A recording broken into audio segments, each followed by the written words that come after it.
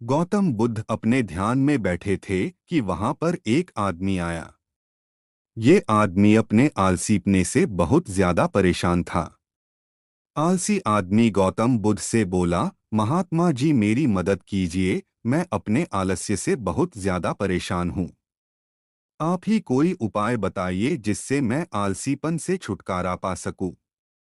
गौतम बुद्ध ने उस व्यक्ति से कहा, पहले मुझे यह बताओ कि तुम्हें क्यों लगता है कि तुम आलसी हो। आलसी आदमी बोला, सिर्फ मुझे नहीं, मेरे परिवार वालों को और मेरे आसपास के सभी लोगों को ऐसा लगता है कि मैं आलसी हूँ। गौतम बुद्ध ने फिर उससे पूछा, क्या तुम जानते हो आलस्य होता क्या है? आलसी व्यक्ति बोला, नहीं मैं नहीं जानता, किंतु मैं इतना जरूर जानता हूँ कि आलस्य बहुत बुरी चीज है। इसकी वजह से मुझे बहुत नुकसान हुआ है जीवन में। गौतम बुद्ध बोले, जिस परेशानी से तुम छुटकारा पाना चाहते हो पहले उसके बारे में पूरी जानकारी ले लोगे तो उससे छुटकारा पाना आसान हो जाएगा। आलसी व्यक्ति बोला, भगवान इतनी बुद्धि तो मुझ में नहीं है, आप ही मुझे इस समस्या के बारे में जानकारी दीजिए। गौतम बुद्ध बोले, आलस्य एक मानसिक अवस्था है, एक विचार है जिसे जाने अनजाने में हम खुद ही जन्म देते हैं। आलस्य दो मूलभूत कारणों की वजह से ही जन्म लेता है। एक है शारीरिक और दूसरा मानसिक।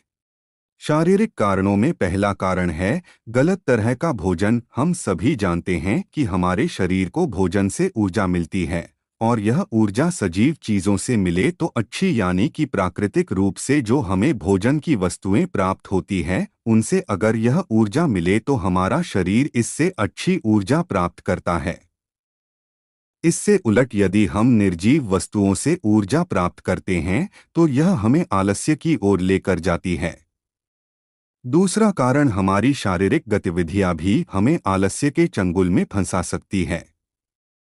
गौतम बुद्ध ने आलसी व्यक्ति को अपने शिष्यों की तरफ इशारा करते हुए कहा कि देखो, इनके चलने फिरने बैठने के तरीकों में तुम्हें कुछ अलग नजर आ रहा है। जब आलसी व्यक्ति कुछ समझ नहीं पाया तब गौतम बुद्ध ने उससे कहा, मेरे शिष्य जब भी बैठते हैं तो वे रीढ़ की हड्डी को एकदम सीधा रखते हुए बैठते हैं। चलते हैं तो उनके दोनों पैरों के बीच अच्छे से संतुलन बना रहता है, और जब वह सोते हैं तो उनका शरीर एकदम शिथिल रहता है। ऐसा करने से उन्हें रात्रि में एकदम सही तरीके से नींद आती है। आलसी व्यक्ति बोला, लेकिन नींद तो आलस्य का की एक स्वरूप है। बुद्ध बोले, हाँ, अगर उसे ज्यादा मात्रा में लिया जाए तो। बुद्ध ने इस बात को आगे बढ़ाते हुए कहा, नींद कम मात्रा में लोगे तो तुम्हें अगले दिन थकान महसूस होगी, और ऐसा करने से ज्यादा आलस्य शरीर में आएगा। नींद ज्यादा लोगे तब भी यही परिणाम होगा, इसीलिए नींद को ना ज्यादा ना कम, एकदम सही मात्रा में लेना अति आवश्यक है।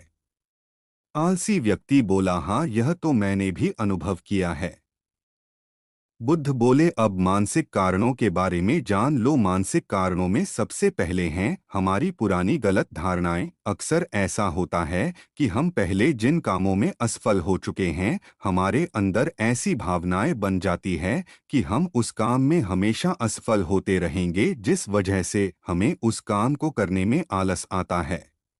ऐसी धारणाओं से छुटकारा पाने का एकमात्र उपाय यह है कि हमें अपने मन को यह समझाना चाहिए कि पिछली बार हम जब उस काम में असफल हुए थे तो हम उसके बारे में जितना जानते थे, अब हम उस काम के बारे में उससे ज्यादा जानते हैं, क्योंकि असफल होने के बाद हम उससे काफी कुछ सीखे भी हैं।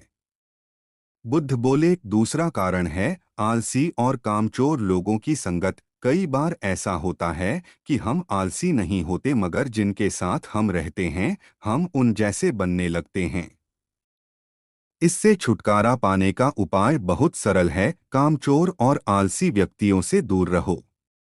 ऐसे व्यक्तियों की संगत में रहो जो अपने काम को बड़ी लगन से करते हैं और तुम्हें कुछ सिखा पाए। गौतम बुद्ध ने तीसरा कारण बताते हुए कहा, यह कारण आलस्य के लिए सबसे बड़ा कारण है, काम को कल पर टालते रहना। यह कारण इतना शक्तिशाली है कि किसी भी व्यक्ति को बर्बाद कर सकता है।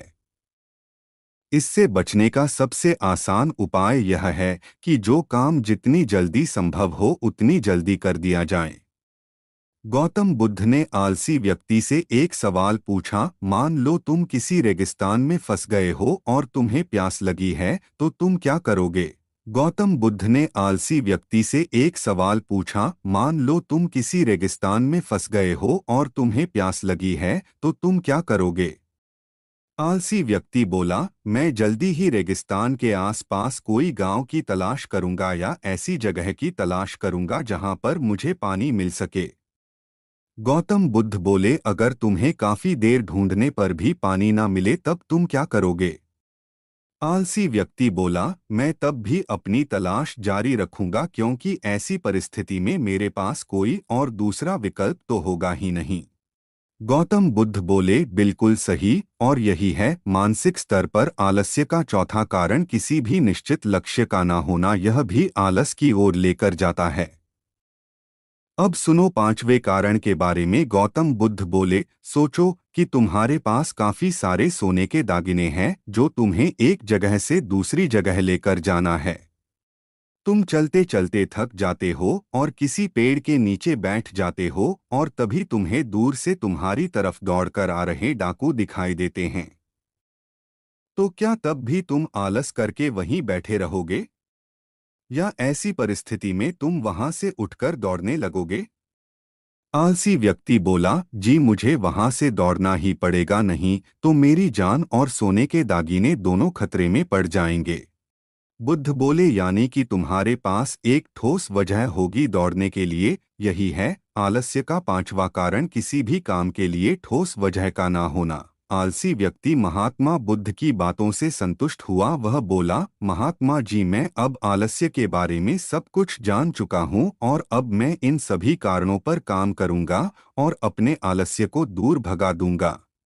दोस्तों, आशा करता हूँ गौतम बुद्ध और आलसी व्यक्ति की कहानी आपको अच्छी लगी होगी और इसे पढ़ने के बाद अब आप कभी भी जीवन में आलस नहीं करेंगे।